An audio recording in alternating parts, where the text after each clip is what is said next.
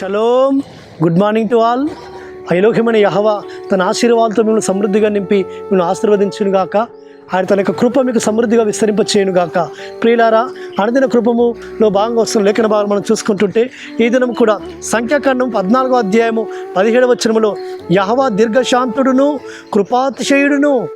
అవును ప్రియులారా, యెహోవా ఎంత దీర్ఘశాంతం కలిగిన వాడో. ఆయన అత్యంత దీర్ఘశాంతుడని రాయబడింది గ్రంథములో. ఆయన దీర్ఘశాంతమే ఈ దినాన్ని మనం ఎన్ని తప్పిదాలు చేసినా, మనం ఎన్నిసార్లు అవిధేయులమైనా, మనం ఎన్నిసార్లు ఆయనకు ఇష్టకరంగా జీవించకపోయినా ఆయన మనల్ని క్షమిస్తూ వస్తుంటున్నాడు. అత్యంత దీర్ఘశాంతంతో మనల్ని సహిస్తూ వస్తుంటున్నాడు.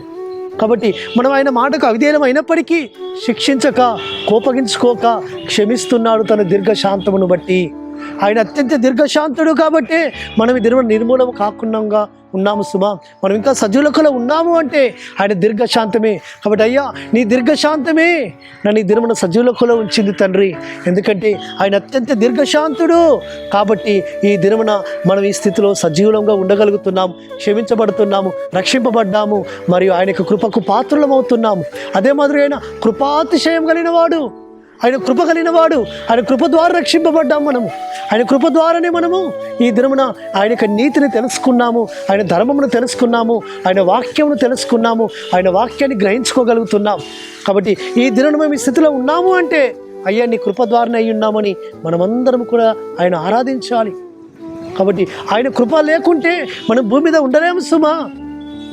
మన జ్ఞానాన్ని బట్టి, మన సామర్థ్యాన్ని బట్టి, మన తెలివిని బట్టి, మనకున్న శక్తిని బట్టి మనం జీవించలేము, మనం బ్రతకలేము, మనం ఆయన సర్వసత్తాన్ని గ్రహించలేము, ఆయన రక్షణ పొందుకోలేము, ఆయన కృపకు పాత్రలు కాలేము. ఆయన కృప అత్యంత కృప కలిగిన వాడు, ఆయన అత్యంత దీర్ఘశాంతుడు. కాబట్టి అందుకే 103వ కీర్తనలో ఆ భక్తుడు దావీదు ఆయన ఆరాధిస్తున్నాడు, యెహోవా దీర్ఘశాంతుడు కృపాతిశయం కలిగిన వాడు.